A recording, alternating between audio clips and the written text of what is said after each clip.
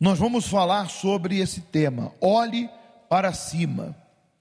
E começa dizendo assim: pensai nas coisas que são de cima, e não nas que são da terra, porque já estáis mortos, e a vossa vida está escondida com Cristo em Deus. Quando Cristo, que é a nossa vida, se manifestar, então também vós vos manifestareis com Ele em glória. Colossenses capítulo 3, do versículo 2 ao 4.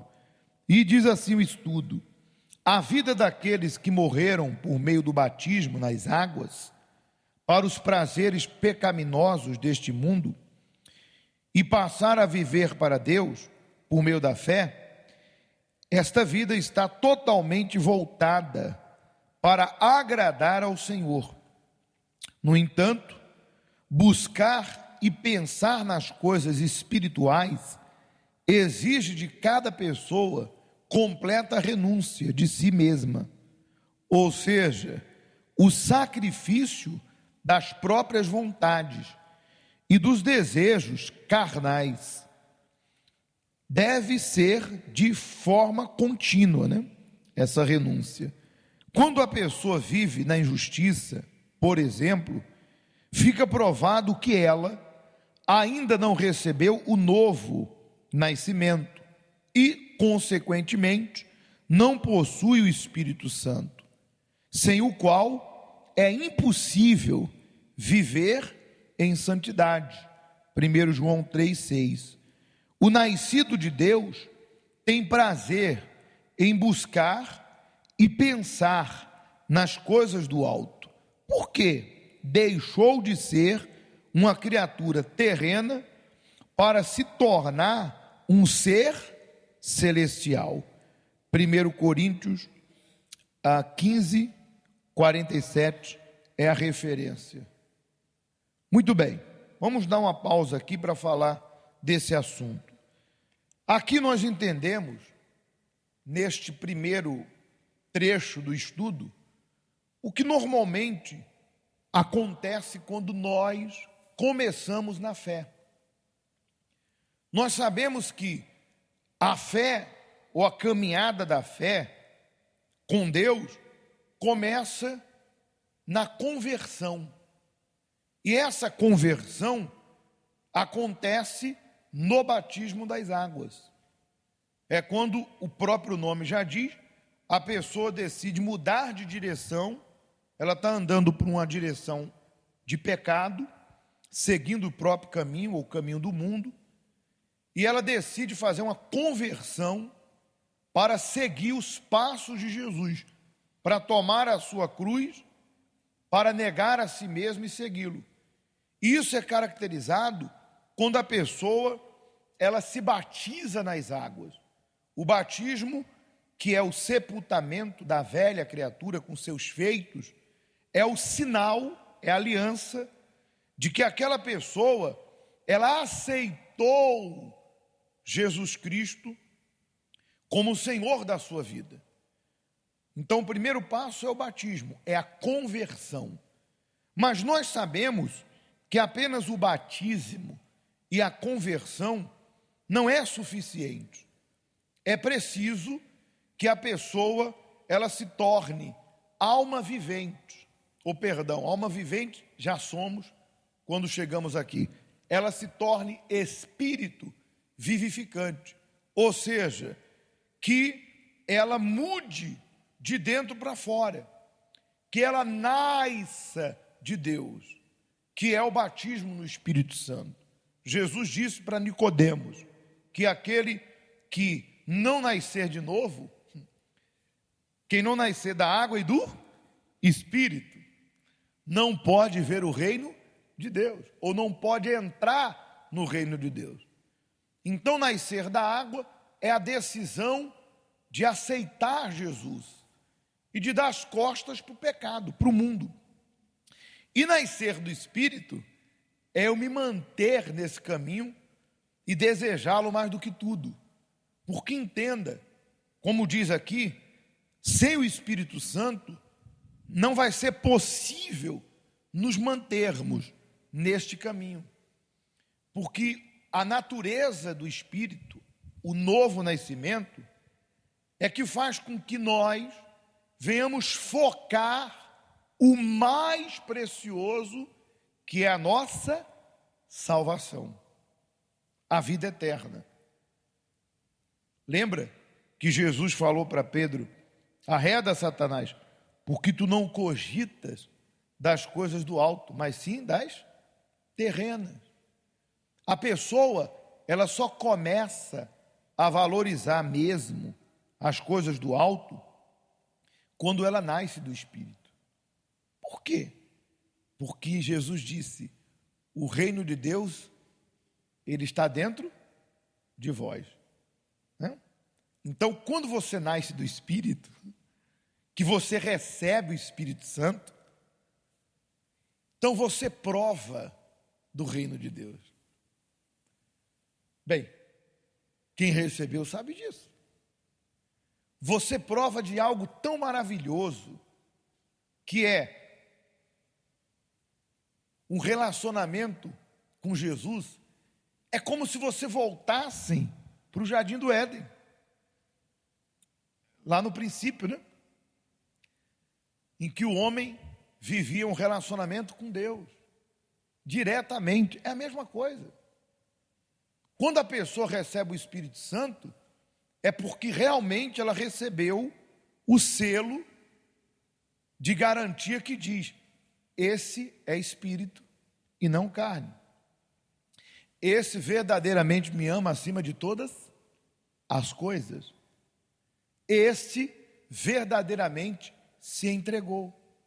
Porque para o Espírito Santo entrar, ele tem que encontrar naquele candidato ao batismo, ao novo nascimento, ele tem que encontrar a sede, o desejo de conhecer a Deus. E quando a pessoa recebe o Espírito Santo, ela nasce de novo, a experiência é tão forte que para ela, nada mais nesse mundo tem brilho. Porque ela já recebeu a maior das maiores alegrias, o maior dos maiores tesouros. Por isso que fica difícil explicar para você que não tem o Espírito Santo o que é ter, porque só quem tem sabe da experiência que teve.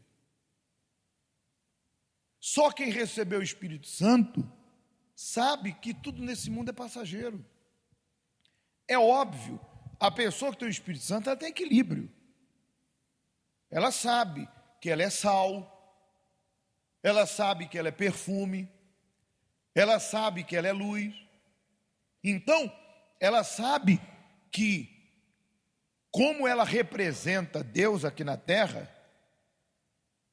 ela tem que ter uma vida que glorifique a Deus.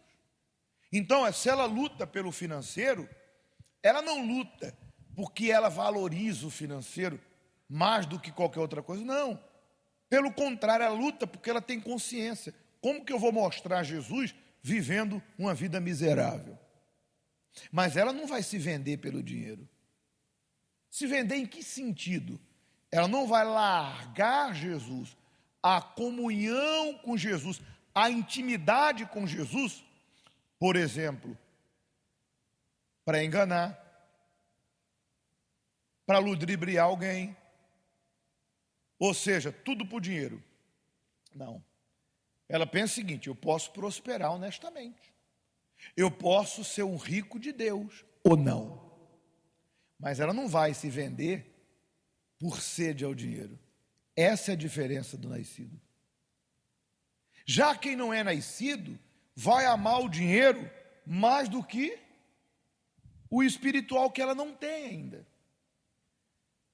Que na concepção dela, esse espiritual, para quem não nasceu ainda, é apenas experiências com o poder de Deus. Mas eu digo para você, experiência com o poder de Deus não tem nada a ver com a experiência de você nascer de Deus. Você pode ter entrado aqui de cadeira de roda e você agora está andando. Mesmo assim, isso não é nada comparado a receber o Espírito Santo. E eu vou mais além. Se você não recebeu o Espírito Santo, mesmo com esse milagre todo que tu alcançou, se você não receber, o diabo vai te dar uma volta e vai te enganar. E mesmo recebendo o milagre, pode acontecer que se você não se nascer do Espírito, amanhã ou depois você largar Jesus, largar a fé. Por quê? Milagre não faz ninguém se tornar fiel, se tornar verdadeiro com quem? Com Deus. Não faz.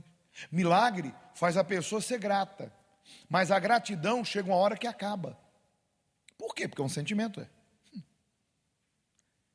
Gratidão é um sentimento. Eu me sinto tão grato. Quando alguém faz alguma coisa por você, você se sente o quê? Grato. Mas nem sempre a pessoa faz o mesmo por quem fez algo por ela. Então ninguém segue Jesus por gratidão. A pessoa segue Jesus quando ela entende o propósito de Deus aqui na terra. Quando ela entende que Deus amou o mundo de tal maneira, entregou seu filho Jesus para resgatá-la do inferno. E a única forma daquela criatura que foi chamada, como disse Jesus, não foste vós que me escolhestes, mas eu que escolhi a vós outros, para dar fruto. Quando essa pessoa entende que Deus chamou ela para a vida eterna, então ela permanece com Deus. Minha vida financeira não está boa, não importa. Está na mão de quem? De Deus. Eu estou fazendo minha parte, sou fiel ao altar, faço meus propósitos, estou dando duro lá fora, Deus vai me honrar. Mas o mais importante, eu já tenho. Minha alma foi lavada, comprada e remida pelo sangue de Jesus. Mas minha família não se converteu ainda. Não importa. Eu vou dar bom testemunho para eles, eles verão Deus em mim, eles verão Jesus através de mim, eles verão Deus na minha vida, eu vou fazer o voto por eles e eles se convertam. Mas a minha alma eu já salvei. Se eu conseguir salvar mais alguns, amém. Mas eu não vou medir a minha condição diante do meu Senhor, porque o filhinho, o netinho, resolveu fazer besteira com a vida dele. A pessoa tem os pés aonde? Aonde? Ela tem os pés no chão, ela tem equilíbrio. Ela sabe que ela precisa ter uma vida aqui na terra maravilhosa, porque primeiro é promessa. E eu sou merecedor dela. Porque se você não se sente merecedor, saiba de uma coisa, você nunca vai ter nada na vida. Eu sou merecedor das promessas e a minha vida tem que refletir a imagem de Deus ou do diabo? De Deus. Então, minha vida tem que ser uma bênção. Mas nada disso se compara a maiores das maiores bênçãos, o maior dos maiores tesouros, que é a minha salvação. Então, eu não vou largar Jesus, porque eu estou enfrentando um problema familiar, financeiro, ou porque um sonho pessoal meu não aconteceu. Que sonho? Sei lá. O que é o seu sonho pessoal comparado ao sonho de Deus para a tua vida, que é salvar a tua alma? O que se compara a isso? Uma casa? Filhos? Só Deus sabe para onde eles vão quando vier para esse mundo. O que mais? O que se compara? Então a pessoa que nasceu, ela tem essa consciência, que ela não serve Jesus nem pelo pão, nem pelo peixe, mas pela sua salvação. Mas o perigo de quem não nasceu é não ter essa consciência. O perigo de quem é convertido é não ter essa consciência, porque ainda não provou do Espírito Santo. Mas não provou por quê? Porque falta desejá-lo mais do que todas as coisas, priorizá-lo. Jesus não disse? Está lá João 16. Jesus se levantou e disse: quem tem sede, vem a mim e beba. E a água que eu te der formará em você uma fonte que nunca vai se esgotar. Então, se você diz: o que eu faço para ter o Espírito Santo? Quem tem sede, vem a mim e beba. Jesus já falou. Então, a pessoa que se converteu e não nasceu, ela pode ser convencida de volta pela sua carne ou pelo mundo a voltar a ser quem era, ou se vender por algo que para ela tem muito valor. O quê? Sexo, casamento, dinheiro. O que mais? Fama, posição. Sabe que hoje em dia as pessoas se vendem por qualquer coisa. Verdade ou mentira? Agora, quem nasceu, voltar para o inferno, quem arrisca? Mas tem gente que arrisca, por incrível que pareça. Voltar para o vômito? Não. Então essa é a diferença. Quando a Bíblia diz que aquele que não tem o Espírito de Deus, esse tal não é dele, entenda, é porque se tem alguém que quer nos dar o Espírito Santo, quem é? É Deus. Está lá escrito: se o filho lhe pedir pão, o pai não vai dar o quê? Pedra. Imagine Deus aqueles que pediram o Espírito Santo. E continuando diz: mortificai, pois, os vossos membros que estão sobre a terra. E aí ele fala de alguns pecados que estão ligados à carne humana. Aí ele fala que é a fornicação, a impureza, a afeição desordenada, a vil concupiscência, a avareza, que é a idolatria, pelas quais coisas vem a ira de Deus sobre os filhos da desobediência, nas quais também outro tempo andastes, quando viveis nelas. Mas agora, diz o Espírito Santo, despojai-vos também de tudo, da ira, da cólera, da malícia, da maledicência, das palavras torpes da vossa boca.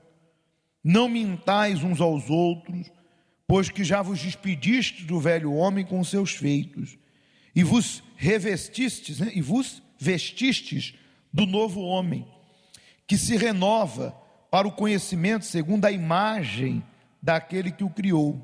Colossenses 3, do 5 ao 10.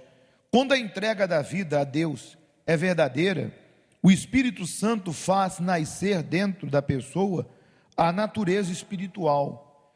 Isso significa que os membros do seu corpo, que outrora foram usados como instrumentos do pecado, já não estarão mais sob o domínio da carne e das suas paixões. Se isso ainda não aconteceu na vida de alguém, é porque está a faltar o verdadeiro arrependimento. Porém, a partir do momento em que a pessoa se torna uma nova criatura, por meio do novo nascimento, ela fica livre da escravidão do pecado e deixa de obedecer aos seus desejos, pois a luz do Evangelho passa a resplandecer sobre a sua vida. Só para a gente entender isso aqui, para a gente concluir, veja que interessante, né? Nessa passagem de Colossenses, o Espírito Santo, ele faz uma lista, que através do apóstolo, de algumas coisas. Aqui não está todas as coisas que estão ligadas à carne, todos os pecados. Existem N sugestões do diabo para que a pessoa faça e se afaste de Deus.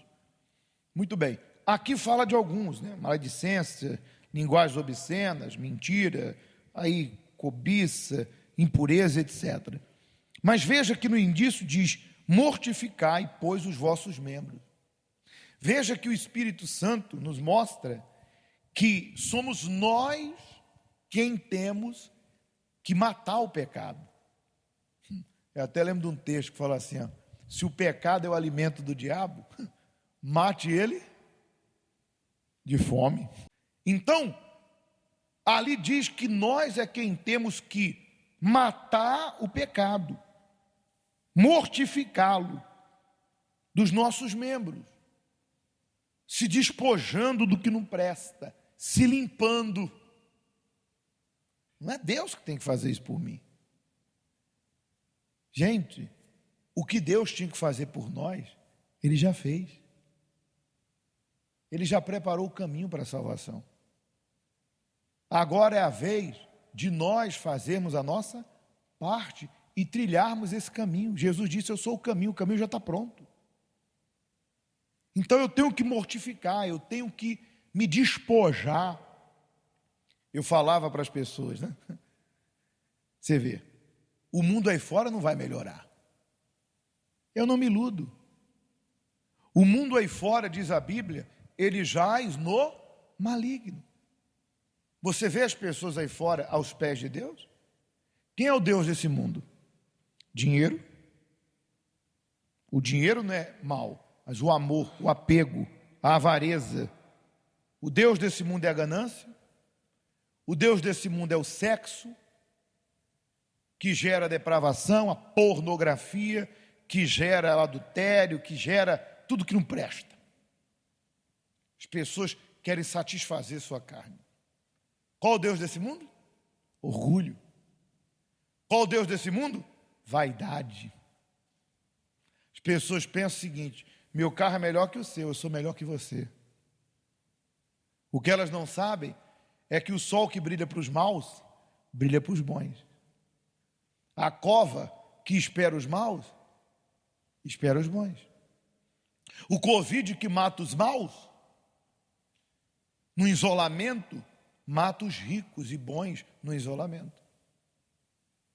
O ser humano se tornou tão orgulhoso, tão cheio de si, que pensa que tem um carro melhor, é melhor que os outros. Porque tem uma casa numa área mais nobre e um apartamento, um imóvel mais avaliado que eu. Não sou melhor que a fulana. Isso não é nada. Nós não somos o quê? Nada. Experimente morrer. Mas o Deus desse mundo é a vaidade.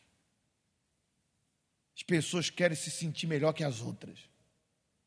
Por isso que olham as pessoas por cima do ombro. Elas buscam se endeusar. O Deus desse mundo é o orgulho, é a vaidade. Aí eu pergunto, esse mundo vai ficar melhor? Vai? Se você acredita que o mundo vai ficar melhor, você não conhece a palavra de Deus. O mundo jaz no maligno. Quem vai mudar sou eu. E eu mudando, minha vida vai ser melhor. Eu mudando, quem está em minha volta também vai se beneficiar. Se eu mudar, eu vou ser feliz nesse mundo. E se eu mudar, quem está ao meu lado também vai ser feliz. Pense. Se as pessoas mudassem, a vida delas seria melhor. Mas a única maneira de mudar é: conhecereis a verdade, e a verdade te libertará. Por isso que você tem que fazer a sua parte com Deus, para que esse ano seja uma bênção para você. Se nós todos fizermos a nossa parte com Deus, 2022 vai ser uma bênção na nossa vida. E 2022 vai ser uma bênção para aqueles que nos rodeiam. Mesmo que esse mundo esteja do jeito que está, Deus cercou a família de Jó. Deus vai cercar a nossa vida, Deus vai nos guardar, Deus vai nos conduzir. Ainda que eu ande pelo vale da sombra da morte. Está aí. É assim que o mundo muda, eu mudando. O problema é que as pessoas querem mudar os outros, mas elas não querem mudar. Tem gente que cuida mais da vida dos outros do que da própria vida. Ela esqueceu da dela. E está preocupada com a dos outros. Você viu a cor do carro da fulana? Deixa, o carro é dela, ela compra o carro da cor que ela quiser. Vai cuidar da sua vida. Ai, você viu o que fulana fez no cabelo dela? O cabelo é dela, ela faz o que ela quiser. Vai cuidar da sua vida. Ai, eu não concordo com essa maneira que a fulana falou com o filho. A filha é dela, que ela fala o que ela quiser. O problema das pessoas é isso. Elas querem se meter na vida dos outros e esquecem de cuidar da sua própria, da sua própria vida. Então nós temos que matar a nossa natureza, matar o pecado. Aí, se nós se tornarmos melhor, o mundo se tornará o quê? Melhor. Amém?